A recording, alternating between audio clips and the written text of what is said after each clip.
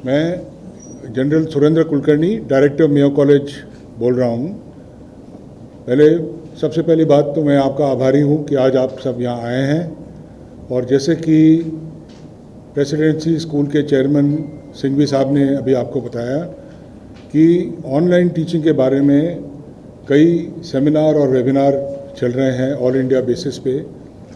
और ये जो हमारी संस्था है फिक्की अराइज, उन्होंने ये सोचा है कि अलग अलग जगह इसके बारे में जानकारी पूरी नहीं है और विस्तृत तरीके से अगर इसके बारे में हम मीडिया से, अभिभावकों से बात करें तो इसके बारे में समझ और इसके बारे में जानकारी ज़्यादा पैदा हो जाएगी, क्योंकि एक नया सिचुएशन है, ये पहले ऐसे होता नहीं था।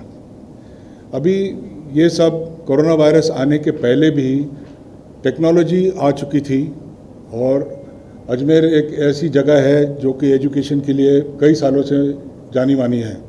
और अजमेर के जो यहाँ के स्कूल्स हैं और जो प्रिंसिपल मेरे साथ बैठे हुए हैं, इन सब के स्कूलों में ऑलरेडी टेक्नोलॉजी का प्रयोग हो रहा था और अलग अलग लेवल तक टीचर्स को इसकी अच्छी जानकारी थी। जब ये कोरोना वायरस का सिचुएशन सामने आ गया तो दो बहुत महत्वपूर्ण बातें सामने आई। सबसे पहले था कि बच्चों की सेफ्टी, टॉप प्रायोरिटी था कि बच्चों की सेफ्टी, और बच्चों के सेफ्टी को ध्यान में रखते हुए ये फैसला हुआ कि बच्चों को घर पे रखें, घर से बाहर ना भेजें और स्कूल के जो कैंपस हैं वो बंद हो जाएं। लेकिन स्कूलिंग बंद नहीं हुई, स्कूलिंग को जारी रखना था, क्योंकि बच्चों की जो पढ़ाई है उसमें अगर कंटिन्यूटी नहीं रहती है तो आगे चल के उनको जो लर्निंग लॉस है इस कम छोटे उम्र में, वो बाद में मेकअप करना ऑलमोस्ट नामुमकिन है।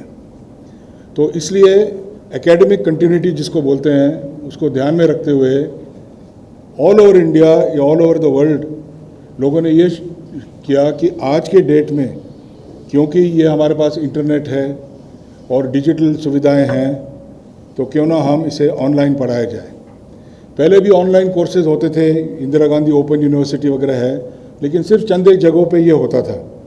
और नॉर्मली या तो आप कॉलेज में या एज ए वर्किंग प्रोफेशनल ऐसे कोर्सेज में आप जाते थे।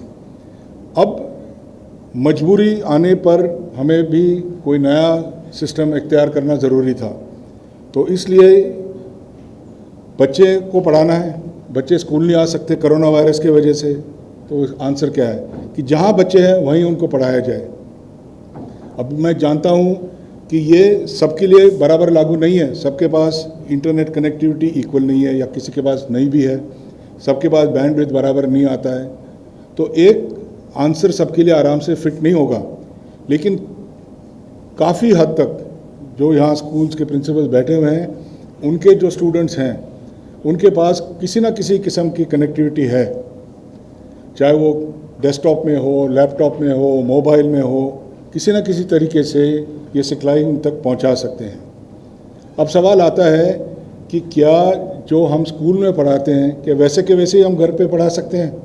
इसका साफ आंसर है नो। क्यों? क्योंकि जो टीचर के सामने जो रिश्ता बनता है बच्चे का, वो आप दूरी पे इतना नहीं कर सकते हैं। लेकिन जो उनका जो एकेडमिक्स में बोलते हैं लर्निंग आउटकम उनके पढ़ाई का, उसको हासिल करने के लिए हम क्या दूसरे तरीके अपना सकते हैं, किस तरीके से हम ये ऑनलाइन टीचिंग को एंगेज करा सकते हैं बच्चों को, ताकि बच्चे जब तक कि वो वापस कैंपस में नहीं आ सकते हैं एजुकेशन के साथ जुड़े हुए रहें, उनकी सिखलाई जारी रहे। और जो कुछ चीज़ें पहले ऑलरेडी जिस तरफ एजुकेशन बढ़ रहा था उस पर मजबूरन हमें अभी जल्दी से मूव करना पड़ेगा। मिसाल के तौर पे आजकल सभी कहते हैं it should be student centric learning, that means बच्चे को मद्देनज़र रखते हुए पूरी पढ़ाई करनी चाहिए। जब आप और हम कॉलेजेस में पढ़ते थे, स्कूल में पढ़ते थे, तो टीचर सेंटर में होते थे और वो पढ़ाते थे, जैसे वो ज्ञान बच्चों को देते थे वैसे बच्चों को ज्ञान मिलता था।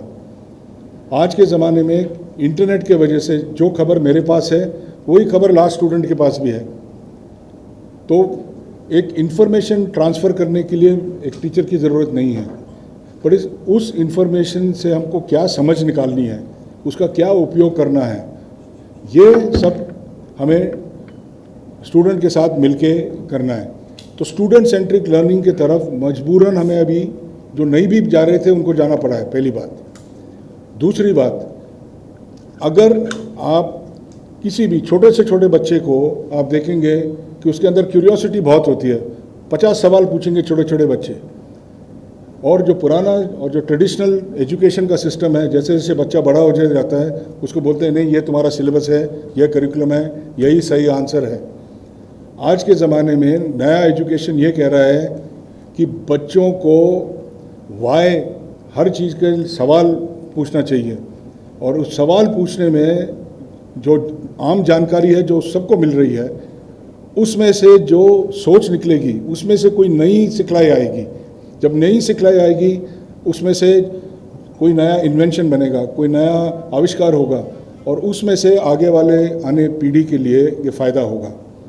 हम सब कहते हैं कि इंडिया में एक डेमोग्राफिक डिविडेंड है, इसका मतलब कि इंडिया का पॉपुलेशन अभी कम उम्र का है। तो आने वाली जो पीढ़ी है, जो अभी 2030 में 2035 में जो अपने कामकाज में अच्छी तरह लगेंगे, उनके लिए क्या साधन चाहिए। अभी आप देखेंगे 20-30 साल पहले बैंक्स वगैरह में भी जब कंप्यूटर आए थे, सबने बोला ये कंप्यूटर आने से ये ठीक नहीं है। आज कोई इसके बारे में बात नहीं करता है, कोई बैंक जाता ही नहीं है पैसे के लेन देन के लिए। उसी मुताबिक डिजिटाइजेशन और डाटा के वजह से आगे वाली आने वाली दुनिया चेंज हो रही है। तो हमें मजबूरन टीचर्स को भी और बच्चों को भी इसके बारे में सिखलाई लेना ज़रूरी है। और आप अपने अपने परिवारों में देख लीजिए, जो बच्चे हैं, अगर आपको मोबाइल पे या टीवी के सेट पे कोई चीज़ आप नहीं चला सकते हैं, आप छोटे बच्चे को बुला लीजिए, वो 2 सेकंड में आपको उसका आंसर दे देगा। तो आज की डेट में सबसे ज़्यादा ध्यान देना है हमको हमारे टीचर्स के ऊपर। टीचर्स की रीट्रेनिंग करनी है, टीचर्स को ज़्यादा स्किल सेट्स देने हैं, ताकि बच्चों के जो आजकल की जनरेशन है उनके सोच के मुताबिक हम चल सकें। और इसके लिए जैसे ये कोरोना वायरस का सिचुएशन हुआ, मजबूरन तमाम स्कूलों को अपने टीचरों के ट्रेनिंग की तरफ बहुत ज़्यादा ध्यान देना पड़ा। और इसलिए कई स्कूलों में जो नॉर्मल समर वेकेशन वगैरह होता है वो आम तौर पे डिले होते गया, क्योंकि टीचर्स को सिखाना पड़ा पहले, और फिर आगे चल के टीचर्स ने बच्चों को पढ़ाया। तो अभी क्या हो रहा है, पहले बच्चे स्कूल में आते थे, पढ़ाते थे, घर जाते थे, पेरेंट टीचर मीटिंग में आते थे, प्रोग्रेस चेक करते थे, नोटबुक चेक करते थे। अभी क्या हो रहा है कि पेरेंट्स और टीचर्स एक पार्टनरशिप में मिलके बच्चे को पढ़ा रहे हैं। क्योंकि जब लॉकडाउन हुआ था, कई जगहों पे कारोबार, ऑफिस बंद हो गए थे, तो पेरेंट्स भी घर पे थे। तो स्टार्टिंग में जिन्होंने इसको अच्छी तरीके से अपनाया है, उन्होंने ये महसूस किया कि पेरेंट्स और टीचर्स मिल के उस बच्चे के लिए काम कर रहे हैं। और उसमें हमारा अनुभव यह है कि पेरेंट्स को टीचर्स के बारे में जो कॉन्फिडेंस और भरोसा है वो कई गुना बढ़ते गया, और उन्हें समझ में आएगा कि एक टीचर का काम कितना महत्वपूर्ण भी है और कितना मुश्किल भी है। और दूसरी बात, जो चीज़ें हैं, ऐसे मिसाल के तौर पे आपको देता हूँ, हमने एक प्रोग्राम चलाया था साइबर सेफ्टी के ऊपर। वो साइबर सेफ्टी का प्रोग्राम हमने सिर्फ बच्चों के लिए नहीं, पेरेंट्स के लिए भी चलाया। क्यों? क्योंकि पेरेंट्स को भी आज के ज़माने में जानकारी होना ज़रूरी है। मिसाल के तौर पे जब पहले बार हमने सर्वे किया और हमने कहा कि आप कुछ पॉइंट लिखिए, बच्चा अलग और पेरेंट्स अलग, 85% पेरेंट्स या बच्चे ने, किसी ने भी साइबर सेफ्टी के बारे में जिक्र ही नहीं किया कि कौन से अहमियत वाली चीज़ें हैं।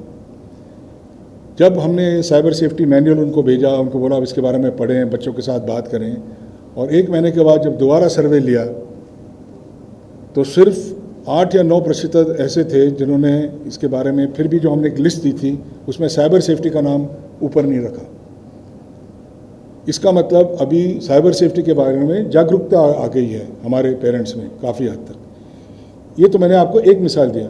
हर एक चीज़ के लिए अभी जो ये ऑनलाइन टीचिंग जो हमारे ऊपर ज़बरदस्ती आ गया है, अभी हमें इसका फ़ायदा उठाना चाहिए कि कल के बच्चों के लिए तैयार करना है। दूसरी बात, जो डिजिटल प्रोग्राम चल रहा है उसमें बच्चा चाहे एक ड्राइंग बना दे, चाहे एक मैथ्स का सम कर दे, हर चीज़ का रिकॉर्ड उसके साथ रहेगा परमानेंटली। और आगे चल के आप देखेंगे जो जो ट्रेडिशनल कोर्सेज वगैरह हमारे चलते हैं करिकुलम वाइज, सिलेबस वाइज, क्योंकि बाहर की दुनिया चेंज हो रही है। मैक्सिमम अभी यूनिवर्सिटीज़ फॉरेन के खास करके बोलते हैं हमारे आपका बच्चे का पोर्टफोलियो दिखाइए। तो ये पोर्टफोलियो क्या चीज़ है कि उसने क्या क्या काम किया है, आर्ट में उसने क्या काम किया है, फिज़िक्स में क्या काम किया है, अगर उसने सोशल सर्विस, कम्युनिटी सर्विस कहीं जाके करी है उसमें क्या किया है।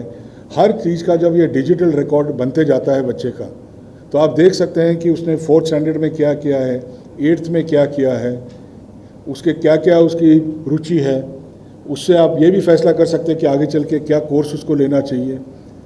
तो इसलिए जब बच्चे वापस भी आएंगे कैंपस के अंदर, तो उसके बाद भी तमाम स्कूलों को जो फेस टू फेस टीचिंग है और ये जो ऑनलाइन के टूल्स और साधन हैं, इनका एक सम्मिलित तौर पे उन्हें आगे चल के सिखलाई देनी होगी। तो इसलिए हमारा अनुभव ये है, और मेरे साथ जो प्रिंसिपल बैठे हैं इनका भी अनुभव ये है कि कई अभिभावकों या वैसे भी कई पब्लिक को इसके बारे में जानकारी नहीं है कि ये जो टेक्नोलॉजी तो पहले से ही थी, बट टेक्नोलॉजी का ऑनलाइन एजुकेशन में प्रयोग नहीं हो रहा था। और उसका प्रयोग हो सकता था, लेकिन जब तक कभी कभी क्या होता है कोई पीड़ा, कोई आपत्ति सिर पे नहीं आती है, तब तक हम उसके तरफ ध्यान नहीं देते हैं। अब जब हमारे ऊपर ये सिचुएशन फोर्स हो गया है तो मजबूरन हमें ये करना पड़ेगा।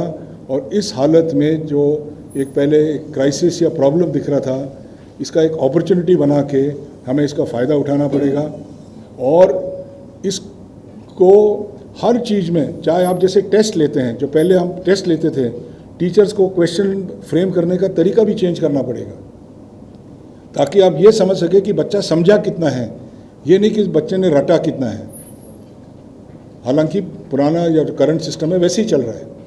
ये एक अच्छा मौका हमारे हाथ में आया है, और जो जो स्कूल और जो जो टीचर्स इसका सही फ़ायदा उठाएंगे, आगे आने वाले दिनों में ये स्कूल प्रगति के रास्ते पे चलेंगे। तो इसलिए एक और चीज़ मैं टीचर्स के लिए बताना चाहता हूँ कि जो जो टीचर्स ये जो स्किल्स हैं फेस टू फेस टीचिंग के और ऑनलाइन टीचिंग के अच्छी तरह सीख लेंगे, इन टीचर्स की डिमांड बढ़ते जाएगी आगे चल के। और जो टीचर्स इन स्किल्स को नहीं प्राप्त करेंगे, वो टीचर्स कल पीछे हट जाएंगे, क्योंकि उनकी वैल्यू स्कूलों में कम होती जाएगी। तो ऑनलाइन टीचिंग के बारे में मोटे तौर पे ये मैं जानकारी देना चाहता था। अगर मेरे साथी प्रिंसिपल कुछ और कहना चाहेंगे तो अच्छी बात है, वरना अगर आपके पास कोई सवाल जवाब होंगे तो वो भी हम उसके बारे में चर्चा कर सकते हैं।